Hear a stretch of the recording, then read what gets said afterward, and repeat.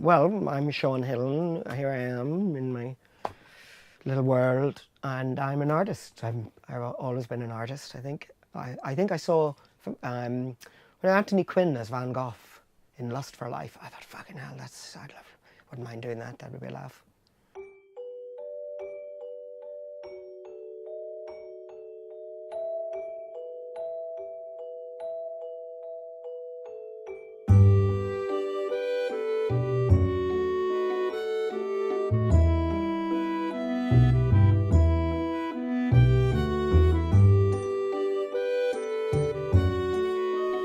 I suppose I needed to have a voice in the world, you know, because growing up in what my father called a shooting match, and quite angry and wanted to fix the world or something. So I ended up as an artist.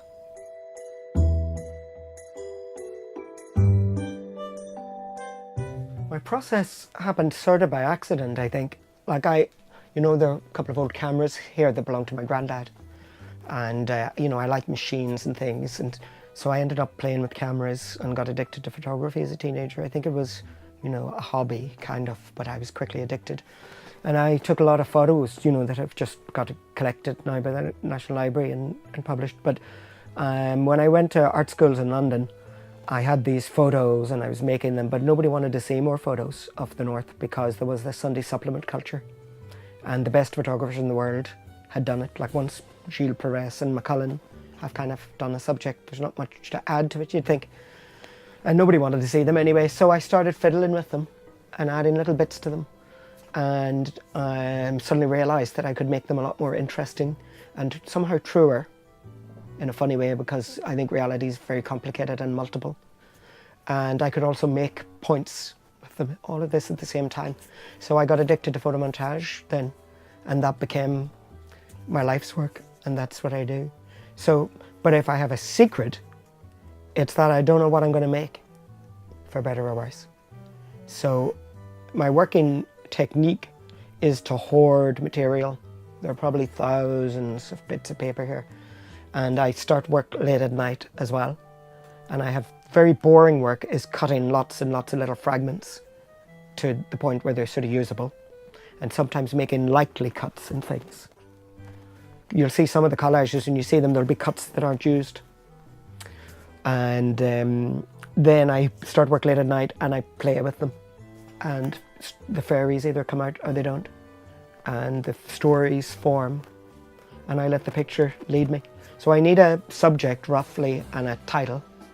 And then I follow the picture where it's going to go.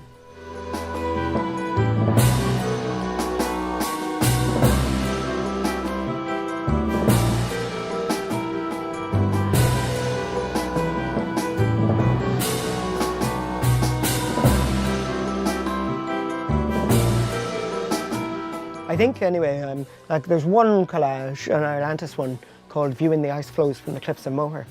And I had the idea conceived before I made it. And so for that reason, I actually don't like it so much.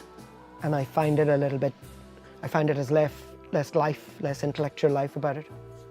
So, I'm really lucky that, when Atlantis is in a show, I can get in a cab and the taxi driver will like it. He'll have seen it somewhere and he'll like it. And our intellectuals like it. Finton would write about the work and they're on 30-something book covers and that kind of things. There's several papers about Atlantis. And I love that. Well, the absence of Photoshop kind of defines my work in the fact that, because it's not Photoshop, it's very different. Because you can't, I can't decide I'm going to make a picture of a whale in the Liffey today. Because I need a whale the right size as the fucking Liffey, it doesn't work like that. But that's a joy to me, because with Photoshop, anything you can think of and more or less anything you couldn't think of, you can make a picture of. Whereas with collage, you have to have to run with what you've got. And I like the difficulty and I like the kind of game of it, So, it's like Seamus Heaney said, he opened the first Atlantis show. He said he admired them so much he wanted to sign SH under each one, but somebody had done it already. But he said he loved the technique of them. He said it was so good that you don't notice it. He said it's like getting in with a bad driver. You only notice it when it's not there. Which is very clever.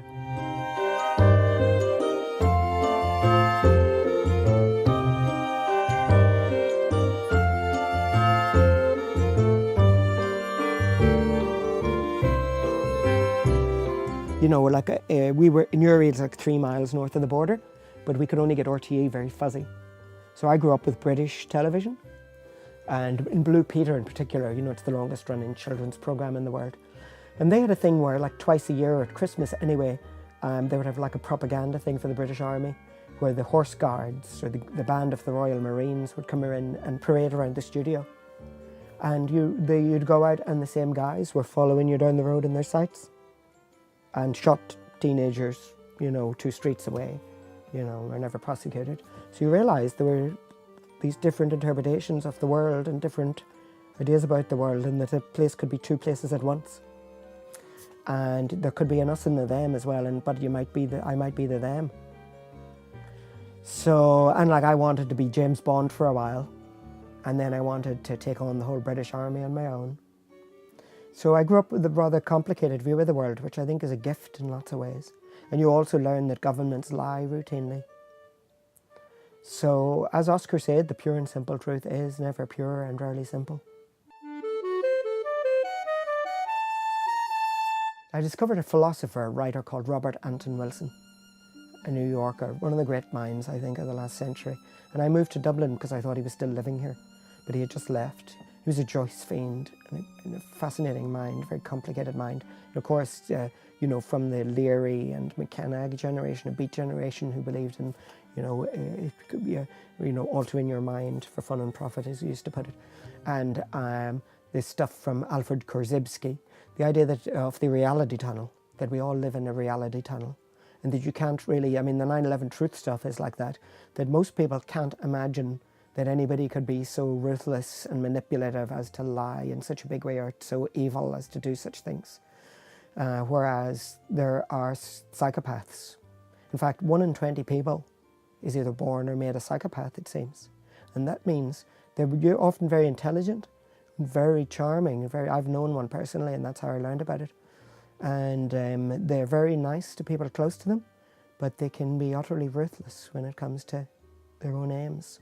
So Thatcher is a classic one. She was very, very nice to the people who worked around her, very charming, very intelligent, but she would sink a boat with 400 people on it to get the headlines and to get re-elected, completely ruthlessly.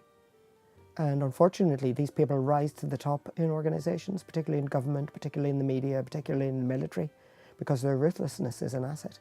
I ended up luckily corresponding for a while with Robert Anton Wilson, which was really fascinating. But the 3 brain theory says that, you know, humans, we think of ourselves as these godlike creatures, which we are, and that we have all this language. It's a problem that intellectuals have, is that they think they know about the world. And, you know, the smarter you are and the more you know, the greater the danger that you think you actually know what the fuck is going on. Whereas Wilson said, if you think you know what's going on, you're probably full of shit. So the 3 brain theory, it's actually the work of an anthropologist and a biologist. And it suggests that at the top of our spinal column is basically a thing that's about the size of your fist, and that's the midbrain, I think they call it. And it's really just an extension. In fact, we know now that a lot of our processes, our thinking, goes on in the fucking spinal column. It doesn't even get up as far as the brain. And that's basically equivalent to the brain of a lizard or a bird or something. And a lizard, like, you know, we all can imagine what the lizard thinks. It's like, eat, fuck, shit, bite that thing if it moves, you know. There's not a lot going on there. And around that is another structure, which is very like the brain of a mammal, like a dog or horse. And like we know what a dog is like. Or cats are a bit more mysterious. I think they're fucking aliens or something. But dogs are, basically they have an emotional life, and that's what their intellectual life is, basically feelings. And so they're quite easy to manage once you know that. So, but there's no higher cognition going on. There's no symbol making going on there. They can have complex feelings, but they're basically feelings. And then we have the grey matter, which is this convoluted gunk. And that's where all the symbolic stuff goes on, and that's where we form fucking religions and ideologies, and also where science goes on and technology. And so we can control all this stuff, and we think we know about it. But as Wilson says, when you lie on the couch, you speak for the lizard and the horse as well.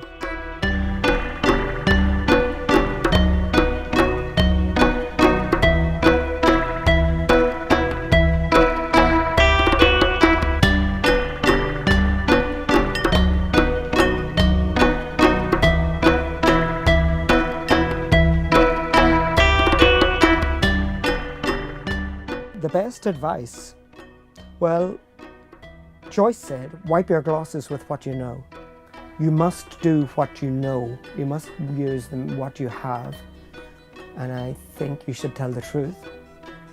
But you might get punished for it. But I think we need to change things. I think I'm sick of work that says nothing. I think there is redeeming beauty in beauty. There's redeeming power in beauty. Like sheer beauty is enough in itself, but not for me. My work has to say something for me to feel it worthwhile.